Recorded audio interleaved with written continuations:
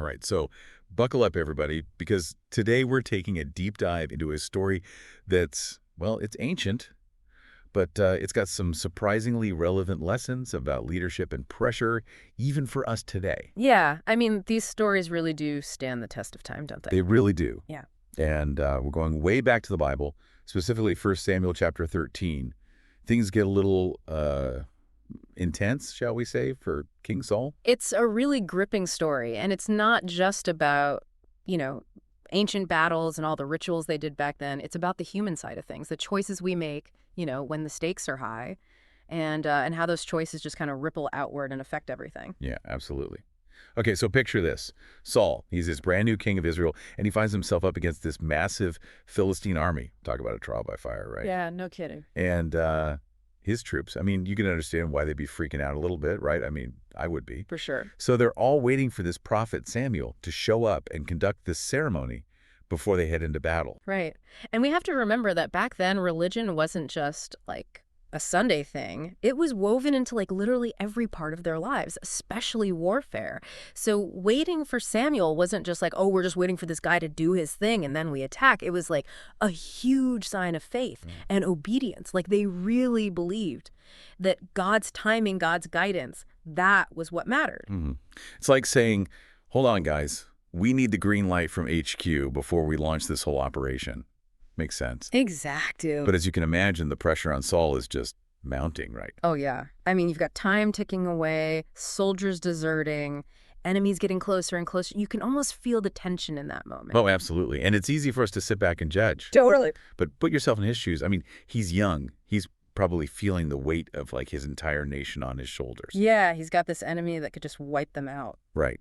And then, boom, he makes a decision. And that decision, that's what changes everything. It does. He basically decides to just take matters into his own hands. Literally. He performs this religious ceremony himself, like steps right into the prophet's role. Wow. And that's where things get really interesting. Was this like a bold leadership move, or is this him just totally overstepping? That's a great question. It's like you're waiting for your boss to approve a project, but the deadline's like right there, breathing down your neck. And you just think, you know what?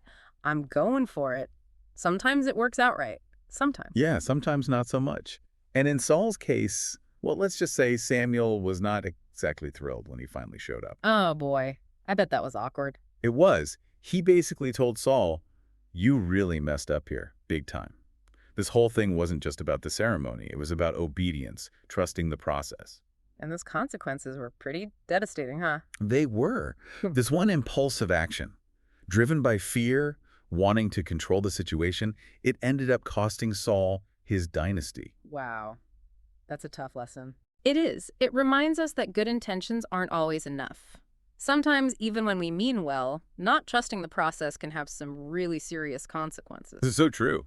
But what does all this mean for us, living in this world of deadlines and performance reviews and, wanting everything like right now? Right. It makes you question our ideas about what strength and leadership are all about, doesn't it? We think strength and leadership, it's all about, being decisive, taking charge, getting things done quickly.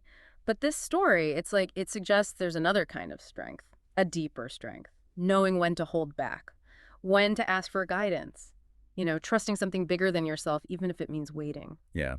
Patience, huh? It's like that saying, slow is smooth and smooth is fast. Sometimes taking a breath, stepping back, getting a second opinion. That can actually be what leads to the best outcome, even if it doesn't, feel as heroic in the moment. Exactly. And it's not about becoming, passive or indecisive or anything. It's about recognizing that real leadership. Often it means resisting that urge to just jump in and fix everything ourselves. I like that. So how do we take this ancient wisdom and apply it to our lives today? I mean, we're not exactly facing down Philistine armies. So what were those like modern day burnt offerings we might be tempted to make? That's a good question. Think about a time when you felt that pressure to act quickly. Even when you just knew that you needed more information. Maybe it was a big project at work, or a family crisis, or, a decision about a relationship. Those are the moments when we're just most likely to make that same mistake Saul did. Oh, I could definitely relate to that. I remember this one time I was leading this team project, and we were up against this crazy tight deadline, and I felt this immense pressure, just like make a decision, move forward, even though honestly, I knew we hadn't really explored all the options. What happened? Did you go with your gut? I did. And you know what? It totally backfired. We ended up having to backtrack, which cost us even more time, created all this unnecessary stress. It was a classic case of, you know, more haste, less speed. Oh, that's such a perfect example. A modern day burnt offering, right? We Yeah. compromise on doing things the right way because we're afraid or we're impatient or we want to, look decisive. And a lot of times it leads to even bigger problems down the road. Yeah, for sure. It's like we're so focused on putting out the fire right in front of us that we don't stop to think about like the long-term consequences. So how do we avoid falling into that trap? What can we learn from Saul's mistake? Well, one of the big takeaways is the importance of patience. We're constantly bombarded with messages telling us to be faster, more efficient, more productive, but patience, that ability to wait, to endure, to trust the process, that's a crucial skill for anyone, especially if you're leading others. Right. It's like that famous marshmallow experiment, right? The Mhm. kids who could resist eating the marshmallow right away ended up being more successful later on. It's all about delayed gratification. Exactly. That ability to see beyond the immediate reward. That's sign of maturity, Right. good leadership. And it's not just about passively waiting either. It's about using that time to gather information, get advice, and make sure that your actions, they're really aligned with your goals and your values. Hmm. So it's not about being paralyzed by indecision. It's about being intentional with the time that you have so you can make the best possible choice. Absolutely. Another critical lesson from Saul's story is integrity. He knew he was supposed to wait for Samuel, but he let fear and impatience kind of override his better judgment. And that compromise, it really damaged his credibility and it contributed to his downfall. So how do we apply that to our lives today? What does it even mean to lead with integrity in a world that, often rewards shortcuts and compromises? It starts with being clear on your values. What are your non-negotiables? What do you really stand for? Once you know that, it's a lot easier to make decisions that are aligned with those values, even when it's tough. It's about doing the right thing, even when nobody's watching. Huh. But isn't there a danger in being too patient? What about those situations where you need to take action immediately? How do you balance patience with being decisive? That's a great question. And honestly, it's a tension we all have to figure out, but I think the key is discernment. It's about training yourself to recognize the situations where waiting, where that's actually the wisest and the most courageous thing to do, even if it feels counterintuitive. Yeah, it's about recognizing that there's a time for decisive action and then there's a time for strategic patience. Yeah. It's knowing the difference, right? That actually makes me think about another part of Saul's story. The fact that he didn't talk to anybody before making that decision. He didn't get advice from, his advisors or try to learn more about the situation. That's a really good point. It shows us another trap that leaders can fall into, that tendency to, I don't know, let pride get in the way of asking for help. We think we need to have all the answers. Right. Like asking for help is weak. Yeah. We want to look like we have it all together, even if it means making decisions we're not really ready to make. We're so afraid of looking vulnerable that we actually end up making things worse. Exactly. But the truth is, asking for advice, from people you trust, mentors, colleagues, even friends, that can actually be a sign of real strength Mm. and humility. It shows that we're open to learning, to different perspectives, and that we don't have to shoulder everything alone. That makes me think about something that happened at work recently. We had this really tough problem, and I was just stuck.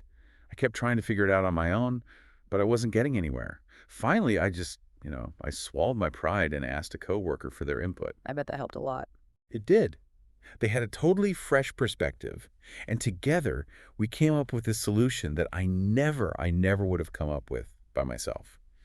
It was a good reminder that collaborating, asking for guidance, it can lead to much better results than going it alone. And there's something so freeing about that, isn't there? Realizing that we don't have to have all the answers all the time, that it's okay to ask for help, to lean on the experience and wisdom of other people. It takes a lot of the pressure off and helps us make better decisions. It's like sharing the weight of the crown, right? Mhm. So as we wrap up our deep dive into Saul's story, what are some of the key takeaways we can use in our own lives? I think it comes down to this. Real strength isn't always about being the loudest voice in the room or making the fastest decisions. It's about, cultivating that patience, acting with integrity, seeking wise counsel, Mm. and trusting a process that's bigger than ourselves. Yeah. It's a good reminder that we all have those burnt offering moments. Those times when we're tempted to cut corners, to go against our values, to go it alone. But if we learn from Saul's mistakes, we can get through those challenges with more wisdom, more grace, and ultimately be more effective.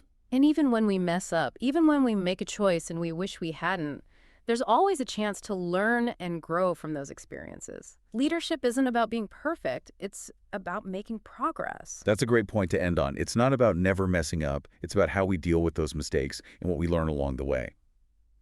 Thanks for joining us on this deep dive, everyone. Until next time, keep seeking, keep asking questions, and keep exploring the stories that shape us.